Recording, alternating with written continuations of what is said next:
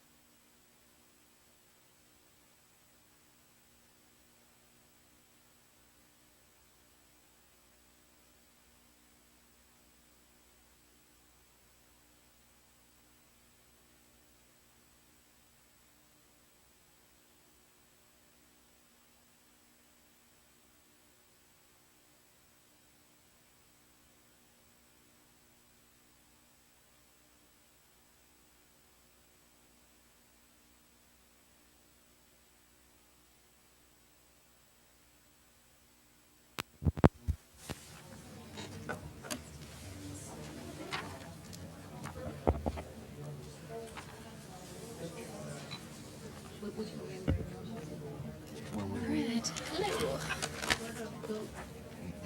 we're not using those funds.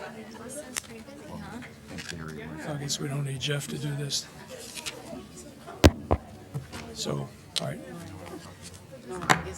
Could I have a motion to adjourn the special formal meeting?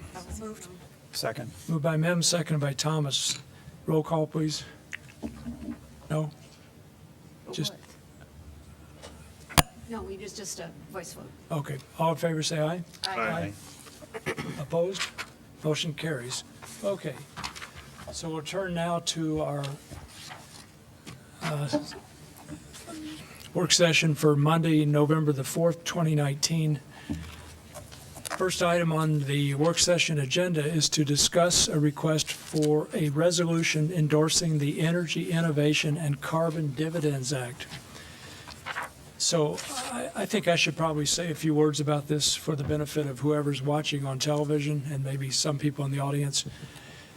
So we received a request to endorse the Energy Innovation and Carbon Dividends Act, which is House Resolution 763. We received this request from Jamie McCoy, who was writing on behalf of the Iowa City chapter of Citizens Climate Lobby. So Jamie reminded us that almost 2 years ago, we adopted a resolution calling on Congress to put in place a carbon fee and dividend program. He also indicated that computer modeling reveals that House Resolution 763, the act that we will be discussing, would mark a significant step toward a carbon-free economy while also stimulating economic growth. It would place a progressively rising fee on carbon fuels and return the revenue to households as monthly dividends.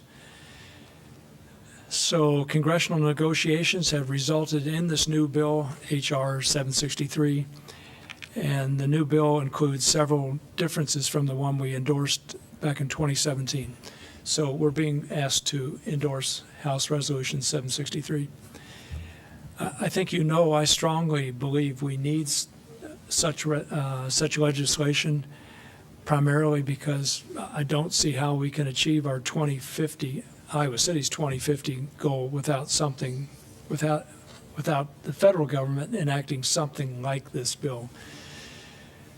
Beyond that, I think we've all now had a chance to read the written material from Jamie, and I know, Susan, you asked us to defer so that we could have a chance to do that.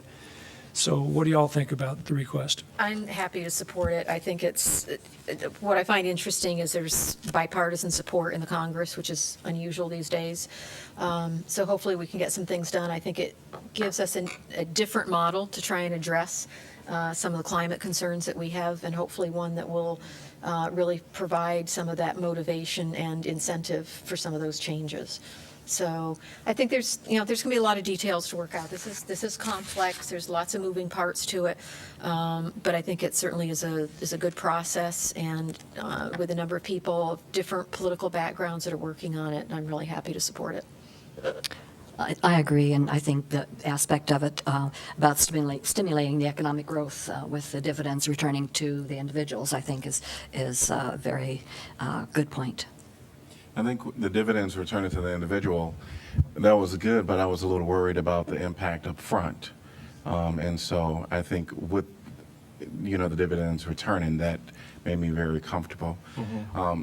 I think I would agree with the mayor when he says that in order for us to achieve our climate action goals, we're going to have to get some help from the federal government. Mm. And so endorsing this, I think, is the right step for council to do, and so I'm definitely in support of it. I agree too. Since we have goal for 2050, we need to like some kind of support from the higher level so we can achieve our goal too. Yeah, definitely support it. Yeah, I support it as well, and it seems like this area of legislation is still evolving. As we're seeing, there were changes from when we approved the previous version. I was looking at some of the presidential campaigns, and it's still somewhat open-ended as far as what candidates are supporting. But I suspect this is moving in the right direction, and I think at this time it's a good thing to support. No, I agree, and we've been very careful as a council to sort of pick and choose which sort of state and federal and international issues we get involved with. But I think this is a perfect one for us to be able to support in terms of that, at that level of the resolution. I think the proponents have done an incredible amount locally in terms of groundwork and reaching out to us individually. I know I've gotten a lot of phone calls from Jamie. I haven't responded to all of them, but I've been calling a lot.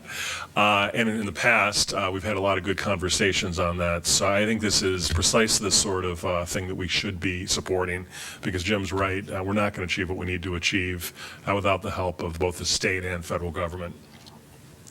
Yep. Very good. Sounds like we have a unanimous judgment about this. So could we ask our staff to put together a resolution for us based partly on what Jamie submitted to us and maybe partly on the one we adopted back in 2017? You all figure that out, and we'll move from there. Yes.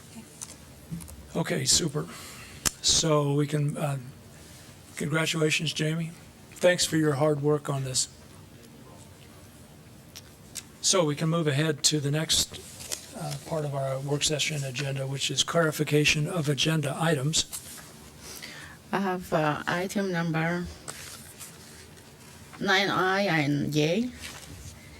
It is a request from Housing to Home for immediate grant of $25,000 to support their work. I just want to know that, should we just talk about this now or pull it out of the agenda, or how does this work?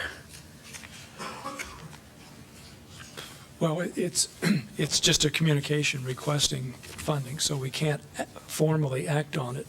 But Yeah, we can yeah. indicate if there's something we want to do, like support them in the amount Sure, that they that's really what request. I'm gonna ask. I wanna see if there is support from the council, so we can give the city manager to write a letter of recommendation or whatever the process is. Well, they've certainly done their homework, and they've certainly worked pretty hard in getting letters supporting their request for some initial funding. But I think we need to hear from Jeff about what staff thinks in terms of the request. Sure. Sure. So our staff has been in conversations with Houses into Homes for some time right now. We're having active discussions with them to see if we can obtain some waste diversion funds. So our landfill and recycling staff is working with them, and while we don't have anything firm right now, we're optimistic that we may be able to access some state grant dollars for a mattress recycling effort, which would again be waste diversion. So part of what they do obviously keeps products out of the landfill, which aligns with our goals and hopes with that operation. We think what may be possible there is about $10,000, and we'll continue to work towards that. We think that would be they would be a worthwhile partner in our waste diversion efforts. You know, periodically throughout the year, we'll get funding requests like this at the staff level. I'm sure you probably get it in just day-to-day council interactions from nonprofit agencies. And there is no shortage of nonprofit agencies in this community that could use additional funding, be it for staff or be it for some operational purposes. At the staff level, we funnel those through the aid to agencies process. And you've been through the aid to agencies process a number of times. You know it's extremely competitive, and that there's always pressure to increase those funds or increase the number of people receiving those funds.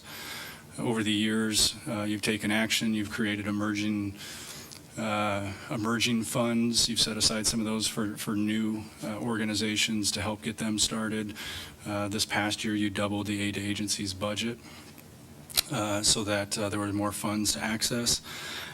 I don't personally like doing one-off requests like this. I don't think that's a good practice for us to be in, because you're going to get a lot of requests. If you don't already hear those already, you certainly will from other agencies, again, who do great work, just like Houses into Homes, but that could use additional dollars, whether it's to keep their doors open or to expand operations or whatever the case may be. So that would be my my caution to you is you need to consider what the precedent is that you're setting with this, and you need to think about how that's received by those agencies that go through a very detailed, thorough process in your aid to agencies program, where they have to justify their needs every year and report and have commissioners visit their site. They go through a lot to access those funds, and for other agencies to come in and just access them without going through that process would raise some questions. If you decide you do want to fund them, I encourage you to use existing revenue sources, and you've heard this from me before, so I would first turn your attention to our affordable housing dollars with our new disbursement model that you approved several months ago. There was a set aside for opportunity funds. And based on the current affordable housing budget that you have for this fiscal year of $1 million, I believe it's $75,000 are set aside for those opportunity funds. And those were really left undefined and for council to determine how really you want to do that. Those were kind of meant to address situations that come up throughout the year that maybe we haven't been able to address as well as you would have liked in years past. So if you decide to go down that path, I would encourage you to look at those opportunity funds and draw down those first before you move to reserves or contingency funds. Have they applied for anything or get anything before from us? Or? I believe that they've received either emergency funds or climate action. Climate action. They have small $5,000 climate action grant they've received. I guess go ahead. Last. I just want to say that, I don't like the idea that we can take from affordable housing for this. There is many sources that, as a city manager, you can approve up to 25,000, right, without even coming back to us. Is that true? Yes. And how much is your budget now left for the year? Do you have that 25 there? What budget? Like from where usually when you approve like some money for anyone, like less than 25,000, where that money come from? Do you have a budget? I don't remember.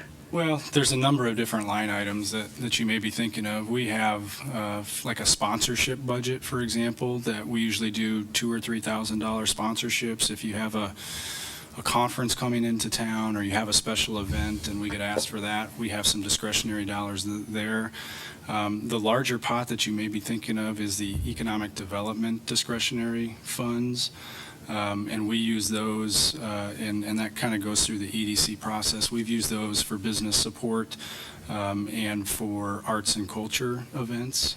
So, for example, at the last EDC meeting, there was consideration for a new film festival in town, and those dollars were really specifically designed for those events that bring in tourism and support businesses directly. The nonprofit support pot is really all that aid to agencies. Those aid agencies. Yeah, I understand that it is, but now this is come after the agency to agency, Correct. This is something like comes suddenly, not being planned for maybe. That's why I think there is many other sources Yeah, you can besides use the general, affordable housing you can use general fund that we dollars. can take out. Yeah. And there is saving, and we have a lot thing. I really don't like the idea that each time we need something, we have to take it from affordable housing, as if that's not, I think, very good thing that to save for. Well, the reason I suggest that is obviously this impacts the quality of housing that people have, and you have a discretionary pot of money for affordable housing. So I think it's a natural fit, but clearly you can choose to use general fund reserves or contingency dollars. Before we not talk money. about it, I guess before we even talk about a source of funding, I think we need to talk about, are we willing to do that? And I'm really concerned, about the process. We have a very specific process in place for nonprofits through the aid to agency application. And I think, as Jeff alluded to, one of the things I think that's really important about that is we've got a whole commission that looks at a fairly detailed application about what the agency is doing, what the services are, what their funding is, et cetera, how they're doing things, high, intermediate, low need, et cetera, and ranks them and then makes those determinations. And so for me, I look at this, and yeah, there's like 8 or 9 letters of support, but there is absolutely no real detail, in terms of, yeah, there's some numbers of how many they've served, et cetera, but not the same. It doesn't allow us, nor are we taking the time, I think, to do the same kind of analysis that is done through the aid to agencies. And so one, I think it's important that it go through that process so it gets the same kind of vetting that all the other nonprofits do. Secondly, I'm really concerned, and Jeff mentioned this, we have more nonprofits in this community than we can possibly ever fund, and a lot of them are doing a lot of really, really good work. And I think by taking a one-off application like this that doesn't follow the other procedures that we have in place, one, sets us up for a lot of applications out of the aid agency sequence, and number two, I think allows for some very unfair decisions, and certainly the perception of unfair decisions by other nonprofits. Take a nonprofit who, last year went through that aid agencies process, or is going to go through it again this year and doesn't get money, and then like, well, wait a minute, how did you just drop 25 grand on an agency that didn't even go through the same due diligence process that we went through, but we didn't get anything? And I also think, in looking at the letters, I'm concerned that there's, and I've talked to some of you, Maz, you and I talked about this at the Listening Post. I know Bruce, you and I have talked about this. I'm really concerned about the increased number of nonprofits in our community without any kind of coordination of who's doing what and how much overlap there is and how they're being funded, how much is being spent on like executive directors or overhead, or I think we need to do that. There's not unlimited amounts of resources, whether it's volunteers, public money, or private money. So while I think they've been doing great work, I think the timing is wrong, and I think the procedure is wrong. I think the timing, to me, it needs to go through the aid to agencies process, and we somehow have to get on our calendar a mechanism to do an evaluation of the nonprofits in our community and how they are coordinating their efforts, so we're being as efficient as possible with all of our resources. So John and I met with Lucy Barker and Selena McCarty about this topic, I don't know, 2 weeks ago, John? Yeah. Roughly? Yeah, and as a part of that conversation, I said basically the same things you've been saying, Susan, but I also said, send us a request. We'll see what the council chooses to do, because I didn't want to say yes or no, because I don't have the power to say yes or no. But I did make it very clear that there's a process we want agencies to go through, and this is outside the process, and therefore there's got to be some really special reason why we would provide an exception basically for this. But of course, we have done individualized funding determinations of other nonprofits to the tune of $1 million. So, so this notion that every nonprofit goes through the same, I don't think is necessarily true. There's the aid to agency. I view this as economic development, because I view when we have low access, a low barrier to entry for homes, these are future employees. So I don't, this could fit under the aid to agencies label, but in my view, this is absolutely economic development, because we're helping provide, and they are helping to provide furniture for people whose homes are empty of any furniture at all. And I think that they have made their case in terms of the source of funding.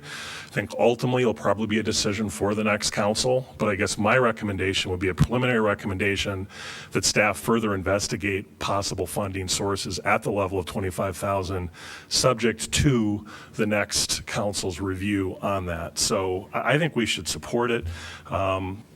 I think we do need to be as consistent as possible, but on the other hand, I think that they've made their case, and I think it is a particularly urgent issue that they're dealing with in terms of low cost. I mean, there's a lot of people right now watching, hopefully on the TV, but don't have any furniture in their homes at all. Exactly. And it is a crisis, and we talk about emergency funds, whether it's emergency fund or whatever. I think it is an emergency, and I think we should at least make that preliminary recommendation subject to So further Bruce, approval. Pauline, John, what do you think? And I want to make a comment about this. So, I hear what Susan is saying, and I agree that there is a process that, we should behold our agencies to. But like what Rockne just said, there's a lot of agencies that haven't gone through that process. Beside that point, I really believe that we're looking at the human dignity of people within our community right now, today. That we cannot wait until July or whatever, the case may be. Right now, as a council, we're being asked to support the mission of this agency. I 101% support it. When you go out and you find children laying on the floor without a bed, that's basic need. Sleep is essential.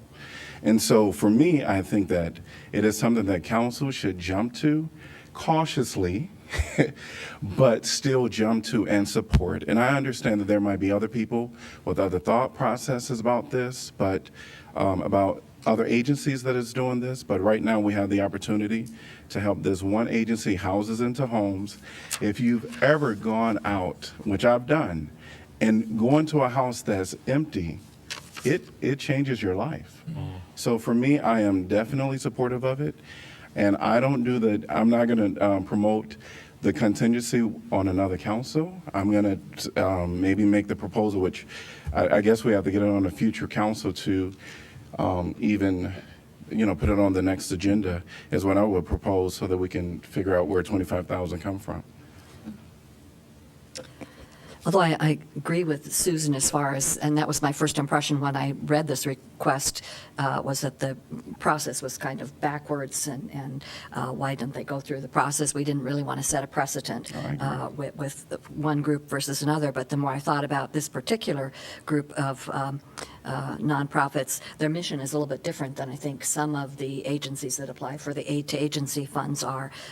As Bruce mentioned, the human dignity part of it and getting the furniture for the folks. And it also, I think, has some very positive aspects as far as Jeff had mentioned. There are other means that we could look at as far as the waste diversion funds and the mattress diversion, those kinds of things. We can help them get those funds. We wouldn't necessarily maybe have to do 25,000, but at least help them out with getting those kinds of funds too.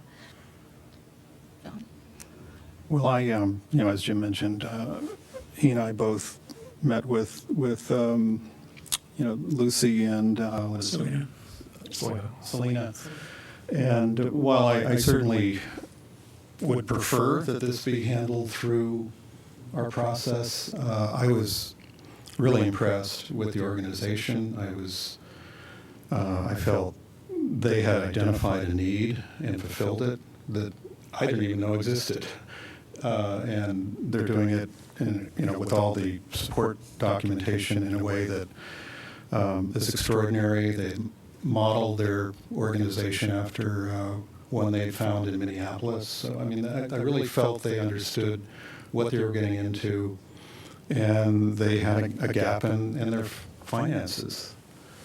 And, it seemed to me a small bet to make that serves, an important need.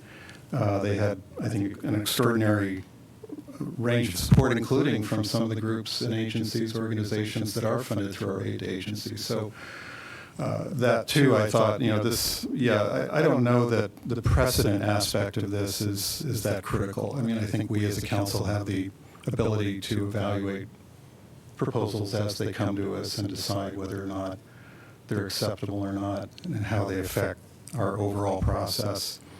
But yeah, I think foremost, I was just really impressed with what they were doing and how they presented their proposal. I just want to add one thing. I don't know if you guys have a first-hand experience with the people who receive the furniture. I do. And I know how happy those people are when they get bed for their children, and how happy the children were.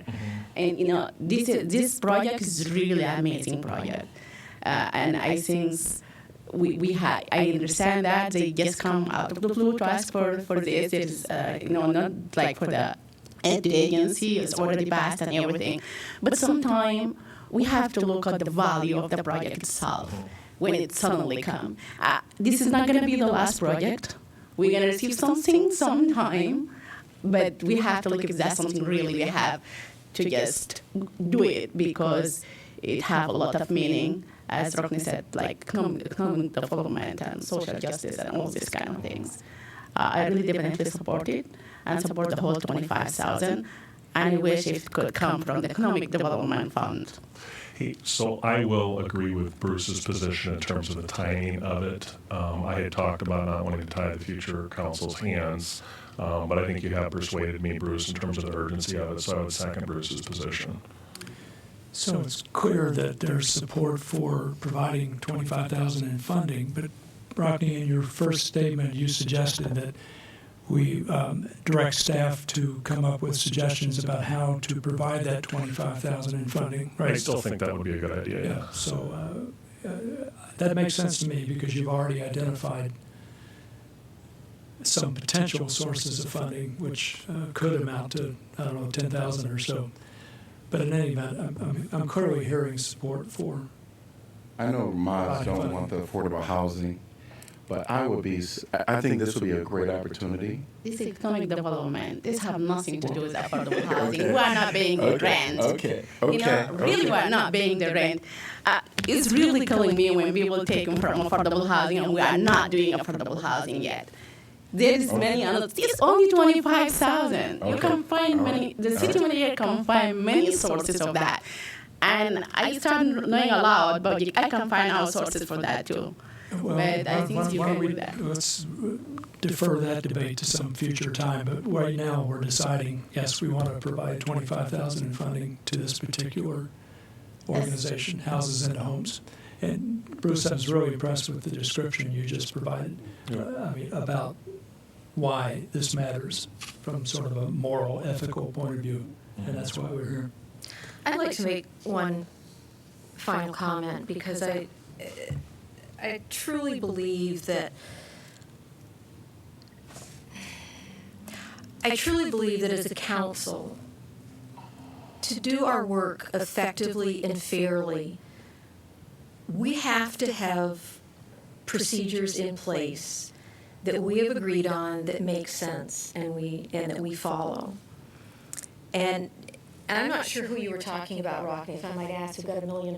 No, I'm not going to publicly identify other nonprofits, but in terms of capital projects with a TIF, so I don't want to But get that into went through a that. process. that Well, wasn't an aid to agencies process. Sitting on the Economic Development Committee, we have seen requests from nonprofits for appropriations Right, that but did they're- not go through aid to agencies, they were nonprofits. And so I'm saying is, as between the two, if we're talking about arts and entertainment, which I'm very supportive of, but then we're talking about putting beds and furniture in people's homes, I think in terms of our priorities should lie there first, as opposed to those. Okay, but my point is, in both cases, we have a process. We have a process for them to approach us either through economic development, and we have done things because we believe that some of those nonprofits really impact our economic development, arts, entertainment, et cetera, and we have our aid agencies. But in both cases, we have processes that we use and I think that's important. I think the more we deviate from those, I think as I said earlier, I think the more the potential for us to be unfair and for agencies to feel like we're being unfair, that they're not getting the same opportunity. I don't feel that the same kind of review and due diligence of what that organization is doing is taking place.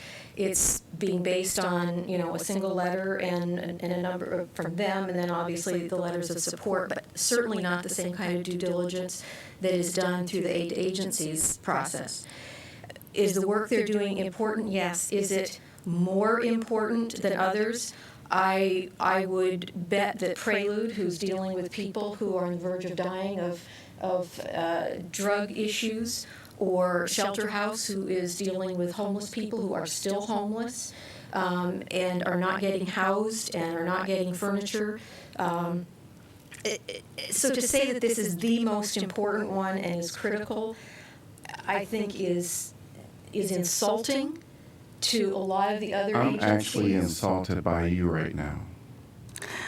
Because what you're saying is that our decision that we've made as council members is saying to other agencies that they don't matter.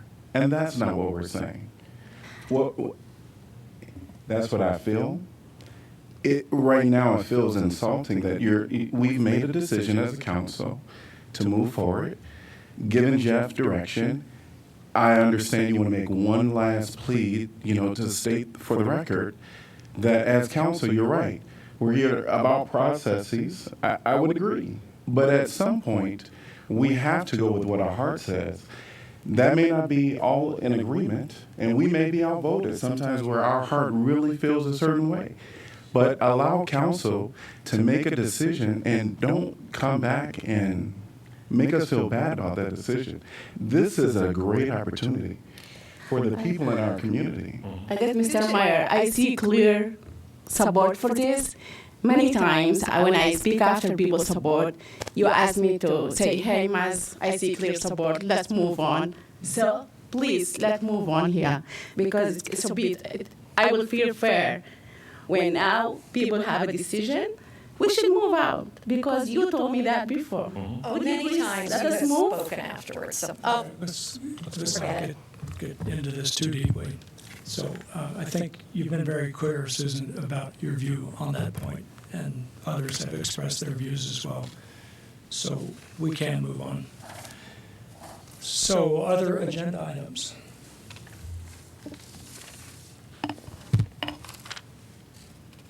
I want to mention something that connects to the climate action work. So another piece of correspondence, item 9C, which pertains to an email from Steve Rohrbach concerning the 2021 International Energy IECC, whatever that acronym stands for. It's a zero code renewable energy appendix. This is a way of coming up with international energy standards that typically eventually get applied in the state of Iowa, adopted by the state of Iowa. So anyhow, Steve Rohrbach says we're urging that this certain appendix be applied, which would enable states to adopt state energy codes that give local jurisdictions the discretion to adopt zero energy standards. And that matters.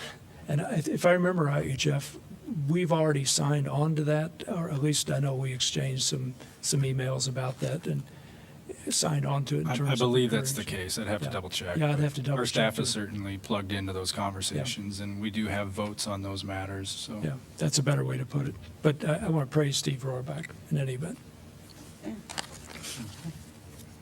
I had some questions on 9K and 9L on the Burlington-Madison intersection. Jeff, what's the status on that? Looking at the photos that were included in the submittal, the pedestrian accommodations were pretty compromised. This is, Jason, this is the Burlington-Madison fence that was put up for the university projects. Yeah, so these messages were in response to the traffic control at the Burlington-Madison intersection. It's related to work on university projects, so we've reached out to them, visited the site, taken a look at things, and it certainly looks like there's some additional signage that's needed.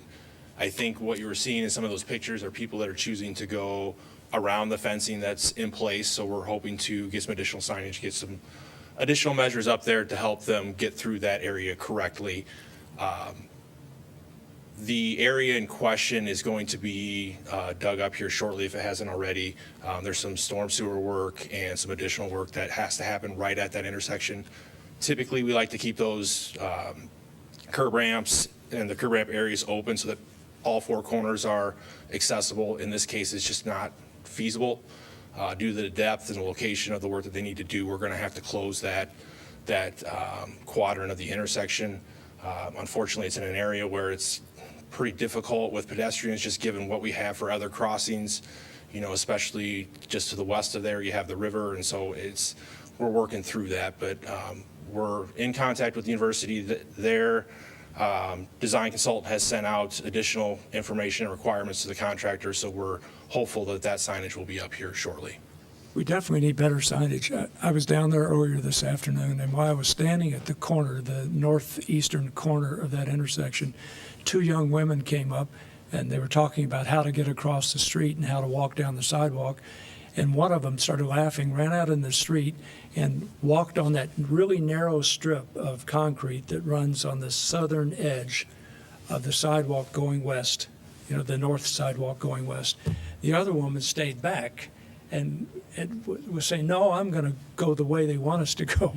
But we need to have better signage for Yeah, sure. and some of the feedback we've given them is to actually have detours out there, so it will direct people based on their destination of choice, which direction they should be going. Because it is a little confusing. You kind of get off the beaten path a little bit, and it's tough to tell if you're actually going the right way or not. So hopefully here in the very near future, there'll be much more signage to help people with their directions. What I've often seen is, where you have this sort of work being done, and is that if you have a parking lane, you convert the parking lane to a pedestrian flow with barriers to protect it. And we don't have parking, but in this case, taking a travel lane. If you're working in the area that would normally be used for pedestrian circulation, if that's taken out of commission, provide that detour, but it's consistent with the current, what would normally be used for pedestrian circulation, and protect it with a barrier. But sometimes, if the detours are too much of a detour, people aren't going to comply with it. And we had looked at that on Madison somewhat. The concern that's there is there's going to be a fair amount of trucks coming in and out, and I think there was some concerns with having to cross truck traffic with pedestrians and an unsafe situation there. So it was something we had looked at. I think in this situation, we just didn't feel it was the best solution. Any other questions for Jason on this topic? Thank you. Thanks. Any other agenda items?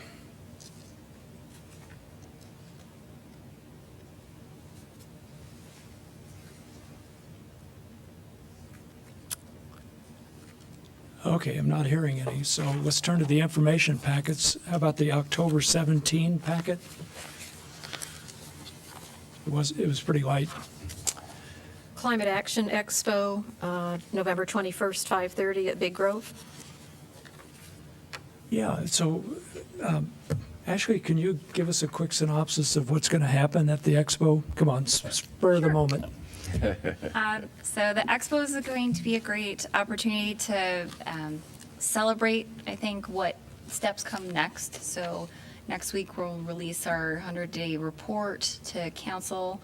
And so we'll talk a little bit about that at the expo, but also have speakers from the city and from the community, and everything from nonprofit agencies to business, to provide just some context about what has been done so far and what projects or programs or initiatives kind of lay ahead for everybody, and engage the public in further ways that they can get connected, either through services that are provided by the city or other agencies. People might want to sign up for an energy audit at their home, those kinds of things, and then enjoy some nice food that we'll provide. We'll provide the food. Will net zero carbon beer be made available? It's a joke, inside joke, never mind. At that time. Okay. Any other items on that info packet? IP2, it was nice to see the email from Mark Sines acknowledging recognition by the Iowa chapter of the American Planning Association for our Affordable Housing Action Plan. So kudos to staff for making that plan. Okay, let's move on to the October 24th packet. I want to mention IP number 4. There's two articles or whatever concerning our new community outreach assistant, Daisy Torres. And then there was a headline article in the Daily Iowan? Yeah. So, yeah, welcome aboard, Daisy, if you're watching. I mean, it's really exciting that you're joining us. Daisy, for those of you who don't know, is a 22-year-old Spanish-speaking grad from the University of Iowa who majored in criminology. She's from Chicago, I think, so I really look forward to meeting her. I think Captain Denise Brotherton has arranged a meeting, thanks to Jeff's help, for me with Daisy, so I'm looking forward to talking with her and learning a little bit more about her. Yeah, I was trying to do the same thing. Welcome Daisy to Iowa City Police Department. Yeah. Yeah. Thanks. Any other items on the 24th packet? The speed for the IB5? No, that's the 31st. I'm sorry. It's the 31st, yeah. That's the one that you guys asked about. Right? Yeah, sorry. Yeah. Okay, we want to move ahead to the October 31st packet, the Halloween packet. Yes. I want to ask John a question with regard to IP number 4, which has to do with the pending work session topics. The second item, is to consider a plan for rubberized surfacing at park playgrounds. I think you were the person who asked to have that on the pending work session list. Do you still want it to be there? Well, has any discussion taken place with, say, the Parks Commission on that item? Yes, I think Julie's ready for that discussion when the council is. The Parks Commission, I think it was July or August, had some deliberations on it. Okay. Okay, so much for that. You want us to remove that? Or do you want us to schedule Well, that? I guess we could just keep it on there until we have that discussion. Okay. Or until the council does, yeah. Okay, the IP number 5 on the October 31st packet, that's has to do with the memo about speed limits on Dubuque Street. So I know staff needs direction about this. Would you or Jason, I think Kent or Jason, are you Kent, prepared to walk you talk, through yeah. the memo and the analysis that they performed? Yeah, good evening, Kent Ralston, Transportation Planner. Just by way of some background, at your August 6th City Council meeting, the council directed staff to perform some additional analysis on Dubuque Street, approximately between Kimball Road and Ridge Road.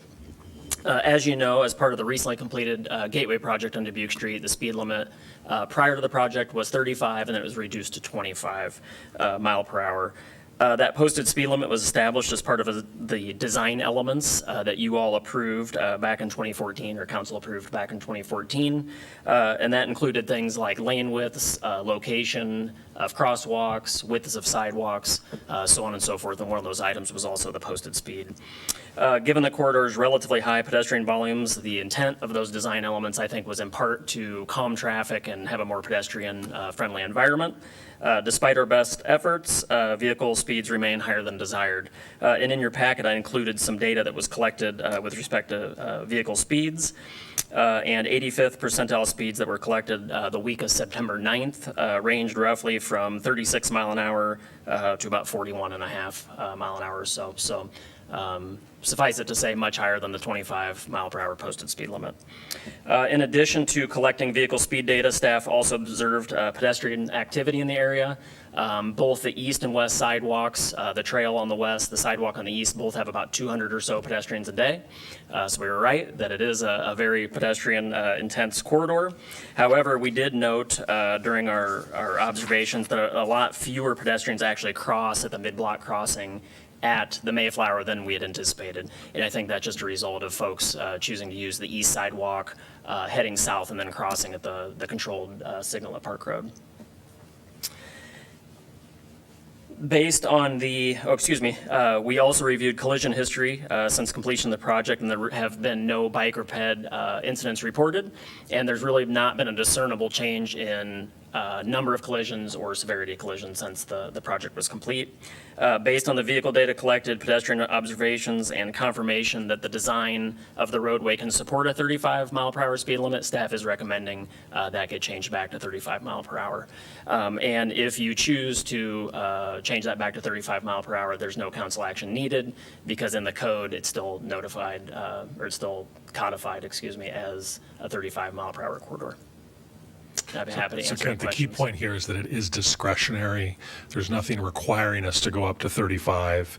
And at 25, there's nothing that the engineers would say that it's sort of inconsistent with the design. So this is a discretion and a choice on our part, correct? Yeah, I think that's safe to say. There are some parameters we look at. One is the 85th percentile speed, like we talked about, but certainly there's more discretion than that.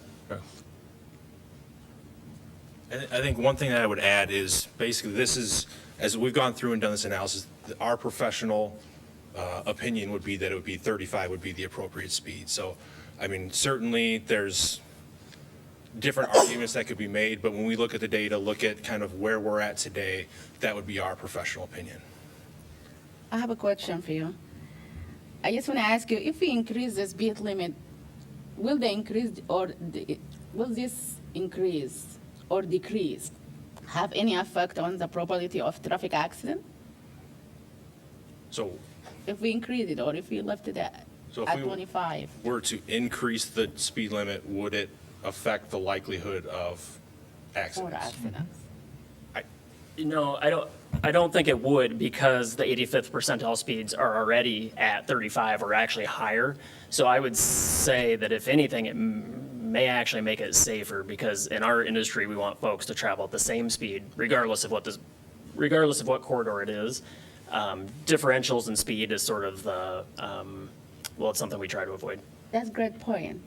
Right now it's 25 and the average speed is 33. Do you think if we increase it, they're gonna go like more like 40? Because now it's 25 and they're actually moving on the average of 33. That means we don't have to do anything and they're still gonna move on like over 30. Right, so the theory behind an 85th percentile speed is that's what the public will travel at because they feel safe doing so. You could post it at 65 mile an hour, but the likelihood of people going that fast isn't very good because they're not going to feel comfortable for the conditions. In this case, they feel comfortable traveling between 35 and 40, so that's what they're doing. That's sort of the theory Usually behind the that. driver, and including me, if the traffic speed is 30, I'll go a little more than 30, 32. And that's why I'm just like concerning if we put it 35, they will drive like 37, 40. Now it's 33, they will drive like 43 or something like that. And also, the distance is really not that long. It's very short distance, from Campbell Road. But this short distance have a lot of car moving on that directions. I don't know, but this is I look at it concerning and, me. I'm sorry.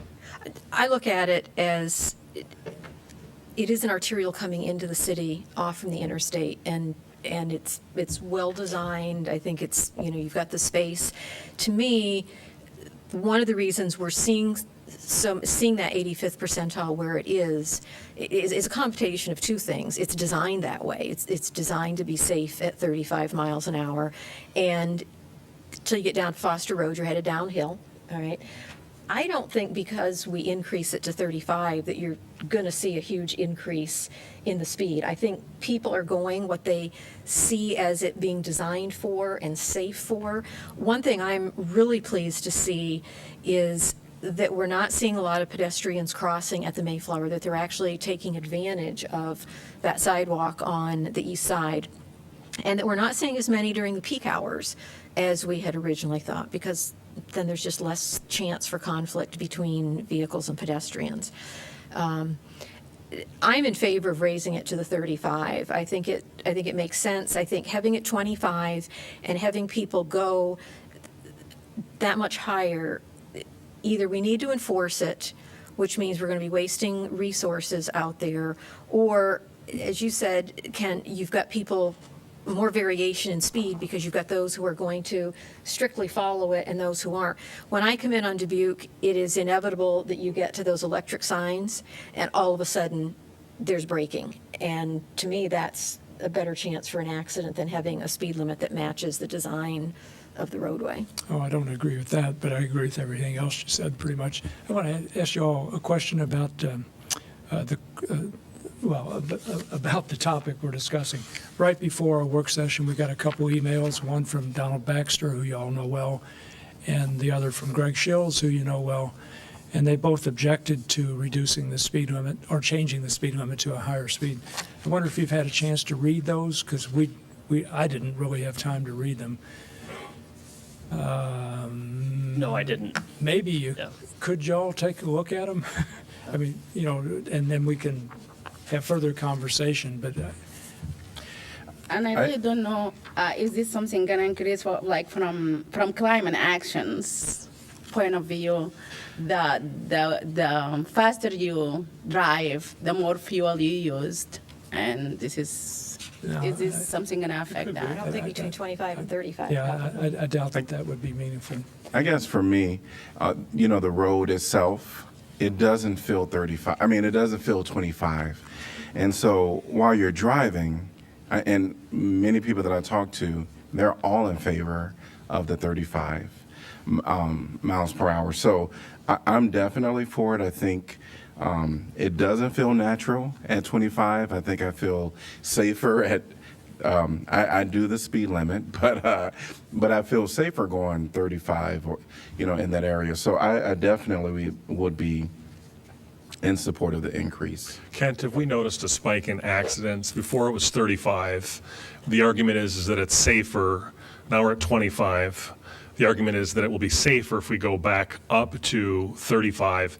Since we've gone down to 25, have you seen any statistically significant increase or any increase at all in either motor vehicle collisions, personal injuries with the lower speed limit? No, and in fact, it's been hovering for about the last 5 or 6 years at about the same number of accidents and about the same severity. So we're really not seeing. So it's much neutral going. safety-wise. Right. And this is what staff struggled with this one because I think most of us would like to keep it slower if we could, but to be honest, there's just no compelling reason for us to keep it at 25 in terms of staff's opinion. But along those lines, if people, as Mazvi has alluded to, do tend to go faster than and are going 40 to 45, that could increase the chance of accidents. I think the only way that I would be supportive of this change is if we could continue to have those speed monitors up to keep track, not necessarily the flashing light that says you're going 25 or 35, but the monitor system, if the police have that capability. And if we find that 85% are now going 45 miles an hour and accidents are increasing, I think we would have to go back. Sure. Yeah, we can certainly revisit the topic. And to be clear, I don't think increasing the speed limit will increase the number of collisions, but it could increase the severity of collision. I mean, there's always that piece of it, but I think in terms of just raw volumes of collisions, I don't think we're going to see an increase.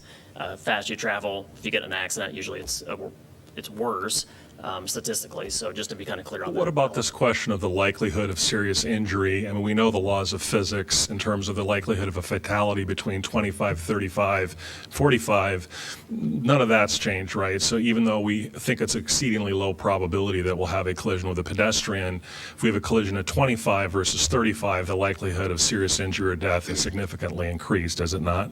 It is, yeah. On that I think point, folks are traveling about that speed now, and that's the tough part. You know, that's the folks are already traveling at 35-ish. So I don't, again, see much difference there. I want to inject a couple things here. The reason that you asked for, or I believe that you asked for the study or the investigation to be done by Jason and by Kent is because the state code requires when you're setting a speed limit that the council can choose to set a speed limit contrary to the standard speed limit set in the code, but it has to be based on a traffic and engineering study.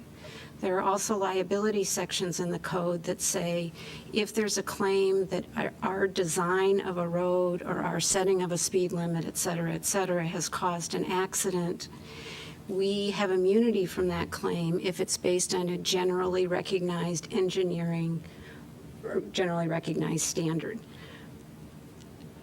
One of the suggestions offered in the memo was that if you want to engage the design consultant to do an engineering analysis of what the speed limit should be on that road, I think you can do that. But I don't think the law allows for council to just, because of things it thinks about speeds, et cetera, to set the speed limit. And that's my concern. Maybe the law is not caught up with you know, what we think about speed limits, et cetera, but that's what the law says. on these points, my main concern, going back to the first moment we set a speed limit, I don't remember what the year was, has to do with Mayflower. And it had to do with people crossing Mayflower. And I can remember having discussions on our council then about whether it should be signalized, whether there should be ways of really highlighting the fact that people were trying to cross the street there. And I was really quite worried that people would be driving too fast and that the kind of accidents that I guess, Rockne, you were referring to would actually occur because people would be going 35 to 45 miles an hour instead of 25 to 32 miles an hour. But it appears that's not the case. And setting that aside, I'd say it's very clear to me that people are driving the speeds they're driving because the roadway is designed for them to drive those speeds. And to have a lower speed limit now, given the fact that people are not crossing the street anywhere near as much as we thought they were going to cross it, tells me we should just recognize that fact and say, okay, it's a design road, let people drive 35 from that new point that you've referred to. It's not my ideal scenario, but I think that's what we ought to do. Well, the other area of concern, Jim, going back to when this was in design, was the Mayflower crossing, and also in the environmental assessment, the team looked at collision rates, and the collision rates at the southern end of the project were considerably higher than what normally would be expected on a street of that type. So that, in my mind, when I was looking at it, raised some concerns. I mean, I was a resident at the time who felt that based on the mid-block crossing and the fact that the incidence of collisions was higher than we would expect, and I think one of the key issues that we haven't mentioned is the fact that you have driveways in Kimball, that's the section where the collisions are highest. And so it's not so much the through traffic, it's the fact that at that southern end, you have cars that are trying to get into traffic from side roads and driveways. And that's where the trouble is. And it's even true south of Park Road. I mean, where you enter into the grid and you have all these streets intersecting. Between Park Road and Church, there are lots of collisions as well. So, like Maz was saying, I am concerned, and I think it's in either Donald or Greg's memo, that if we do increase the speed limit, there's a possibility that the speeds will increase further. I mean, I would not be surprised if that were to happen. And it's one, you know, and maybe we go the route that Eleanor was suggesting, but one thought I had was, given that our typical approach with speed limits is we post, say, 25, but we're basically designing for 30, that we raise the speed limit to 30 miles per hour, which when I drive it, you know, 25, because the lane widths and everything else are conforming to a higher speed, it does seem out of sync. When I drive at 30, it's closer to what I think would be an acceptable speed as a posted speed. And then there's the issue of what do we ticket? Because we are designing, this is what really frustrates me, we have designed the road to encourage, you know, there are 15% of the speeds are higher than the 85th percentile speed. So, you know, how do we ticket a situation like that? There are 15 out of 100 cars that the police department has a discretion to ticket, even at 35 probably. That's a very high number. So that may be a separate issue as to what triggers a ticket on this corridor, but I am concerned that if we raise the speed limit, we're going to see higher speeds. Pauline offered a solution to that problem. Right. So we could test doing it and see what happens. But keep in mind to say that the collision rates are no higher than they were before. They were higher than as we would normally expect before. So that's not that's not necessarily a good thing. So, John, what's your bottom line? Bottom line, I would say, is we could do as Pauline had suggested, see what happens with the speeds, and then so yeah, that alone to me suggests that we need to make sure see what the feedback is on raising the speed limit. So I think what I'm hearing is 4 people in favor of following the staff's recommendation to Who's those increase the 4 speed. people? Those 3? Only. There's one. Only if they there's one. monitor it. John, I mean, 1, 2, 3, 4. Pauline, she said just like John, Bruce just right? had his hand up. Yes. And What do you mean? Pauline said if we monitor, which I would agree with. Are you adding Pauline or not, Jim? Pauline there? I wasn't, but she is now saying, yeah, if you do the Yeah, monitoring. because if he she- wasn't, it's only 3. No, it was 4. No, it was 4. John. Bruce, me, Susan, John. Okay. Pauline. That's Okay. good. Sounds like we have a decision. And the decision now just to monitor and make sure it's not. Was it to will not- raise the speed as they recommended, but also continue the speed monitoring. Monitoring, okay, And if people are Not starting done. to drive faster, uh-huh. Just Come then we back. need to know that, Or more Okay. accidents, too. or more accidents, then we need to know that. Sure. Okay, any other items on the Halloween packet?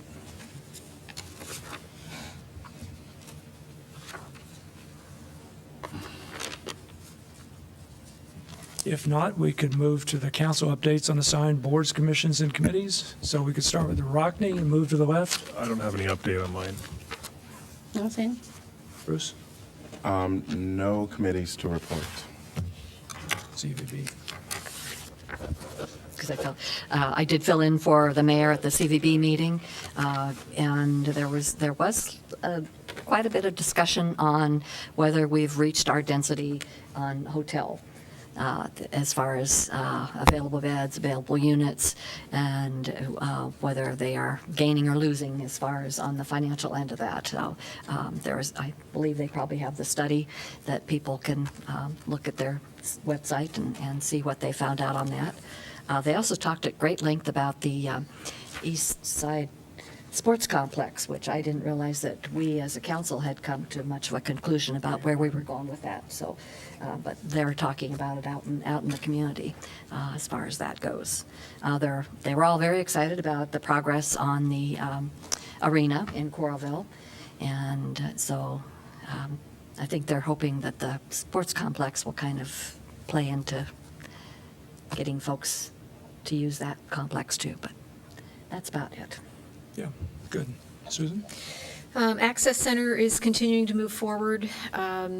We had a full-day meeting last week with a representative from Amazon Web Services discussing kind of how you pull this whole thing together and how you serve the clientele, and kind of what the mission is, how you market that, how you show people what it is you're trying to do. I'm not doing service to the exercise that we did. Chrissy's here in the audience, and she was there as a part of that. There's about 10 of us. And it was a really, really good process, just talking about, what does the client see, what are the issues and pressures for them, for the frontline providers, et cetera.